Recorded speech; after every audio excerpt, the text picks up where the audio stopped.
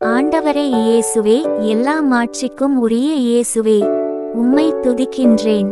எனக்காய் உடைக்கப்பட்டவரே, உம்மை ஆராதிக்கின்றேன். வாழ்வின் வழிகளை கற்பிக்கும் என் நேச இயேசுவே, உமக்கு நன்றி கூறுகின்றேன்.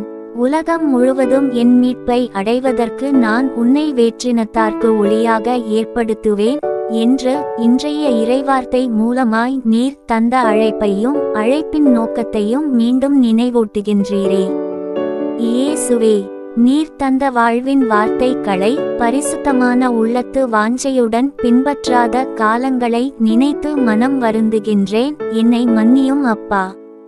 இயேசுவே, கடவுள் தாம் விடுத்த அழைப்பையும் கொடுத்த அருள்கொடைகளையும் திரும்ப பெற்று கொள்வதில்லை என்பதை நினைந்தவனாய் இன்று உம்மை நோக்கி பார்க்கின்றேன். அப்பா தந்தையே, என் இயலாமைகள், உலகத்தின் கட்டுகள், தீயோனின் ஏவல்களை எல்லாம் நினைத்தவனாய் சீனாய் மலையில் எரிந்த தீச்சுடரால் அவைகளை சுட்டெரிக்க வேண்டும் என்று வாஞ்சிக்கின்றேன். பொல்லார்களை எல்லாம் என் வழிகளில் இருந்து விலக்கிவிடும். ஆண்டவரே இயேசுவே, இளைஞர்களே, நீங்கள் முதியவர்களுக்கு பணிந்திருங்கள்.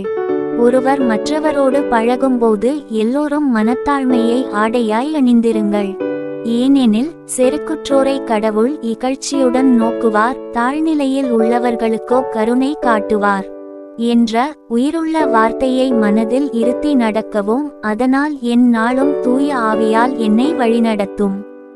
இந்த நாளை பொறுப்பெடும் உமது வல்லமைமிக்க கரத்தின் கீழ் என்னை தாழ்த்துகின்றேன். இயேசுவே, அறிவு தெளிவோடும் ஞானத்துடனும் வாழ இந்த நாளில் கற்பித்து வழிநடத்த வேண்டுமாய் இயேசுவின் தூய நாமத்தில் செபிக்கிறேன்.